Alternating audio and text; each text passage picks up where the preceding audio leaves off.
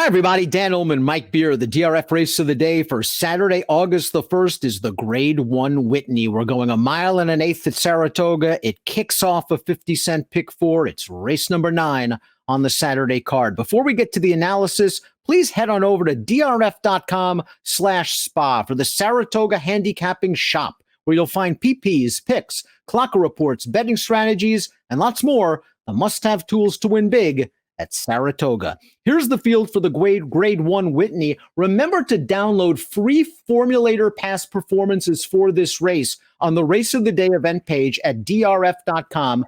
Access them and handicap along with us.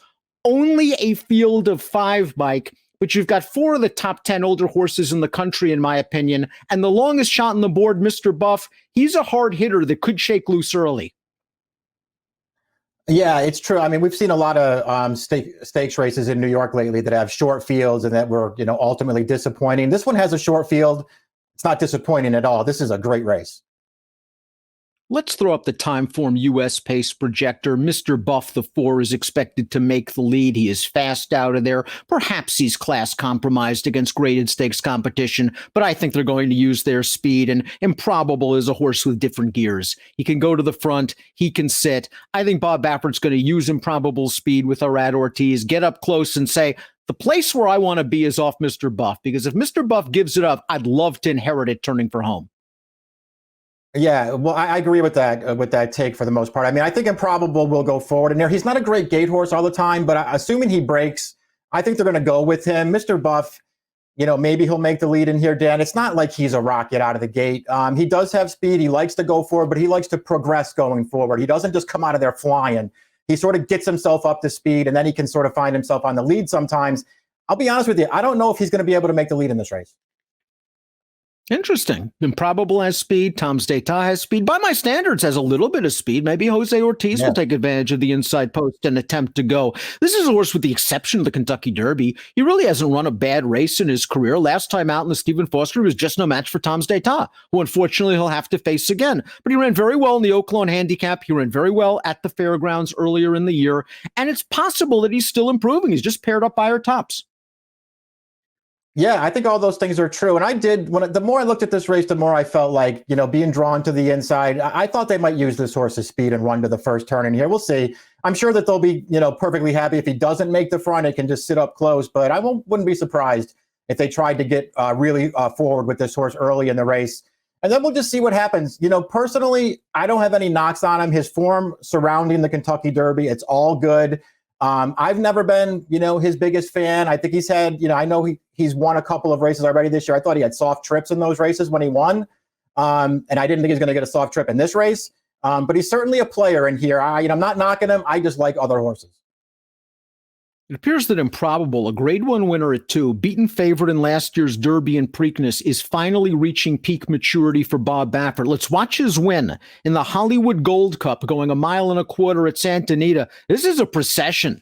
He got right up close to the pace here. He took over after about 3/4 of a mile, and he just keeps right on rolling. This isn't a great field, but it's a good field. Higher power and tenfold are solid horses. Improbable just dusted him to the tune of a 105 buyer, and he ran really well against Tom's D'Etat off the layoff from a very tough post at Oaklawn in his prior start. He's a major player in this race.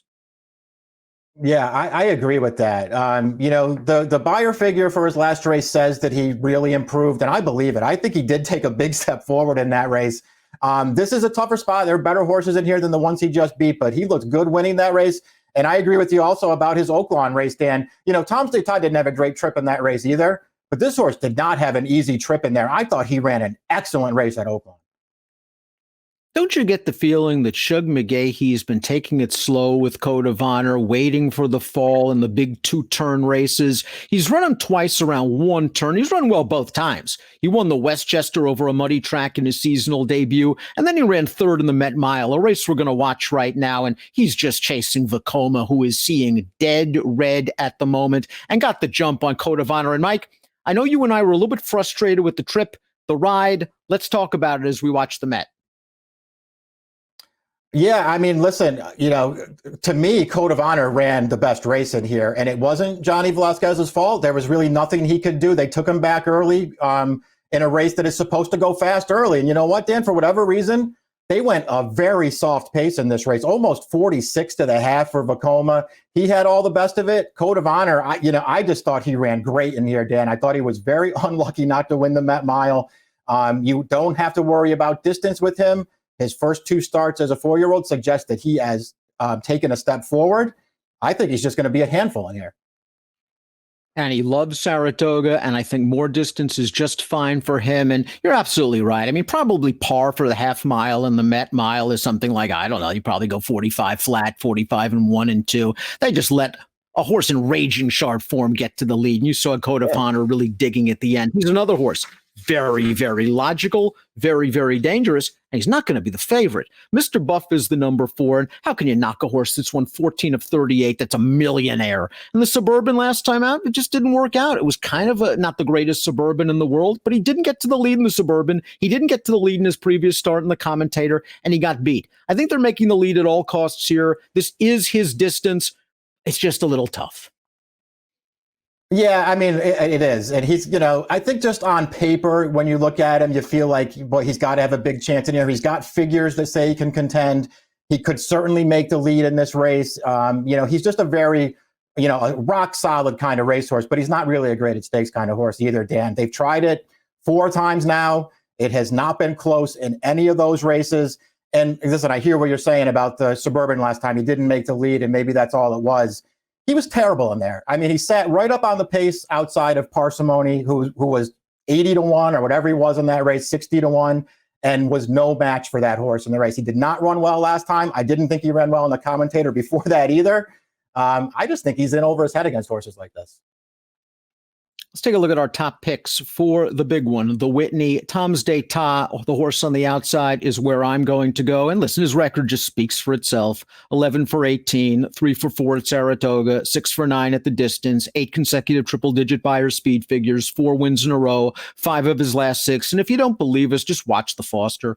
I mean, the Foster was just a tremendous performance, I thought, from start to finish, where he's able to use his tactical speed. He can sit second. He can sit 6th. He can basically adapt to any kind of pace scenario. He got ahead of By My Standards. And when it was time to go, Miguel Mena just asked. He took over at the 5/16, and he was just basically handwriting him all the way down to the wire. To me, that was the most impressive performance of this entire run from Tom's d'Etat.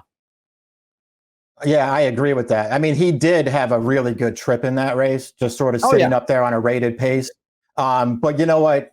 He really did it. When they asked him to go in there, he crushed that field. He looked really good winning. And I would say the same thing, Dan, about his Oaklawn Mile 2-back.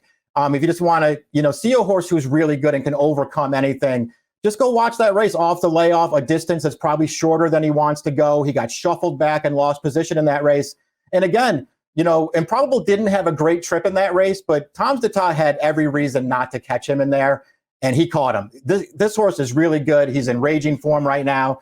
I greatly respect Code of Honor. I think he has a real chance to win this race, but I didn't really feel like I wanted to take a stand against Tom's d'Etat here. I feel the same way. I respect Improbable. I respect Code of Honor. I just think the way Tom's d'Etat is going right now, they're going to have him nailed on real tight to beat him. 5-2-3-1 for me. 5-3-2-1 for Mike. It's the Saturday DRF race of the day. The Grade 1 Whitney, approximate post time 5:42 Eastern. Best of luck.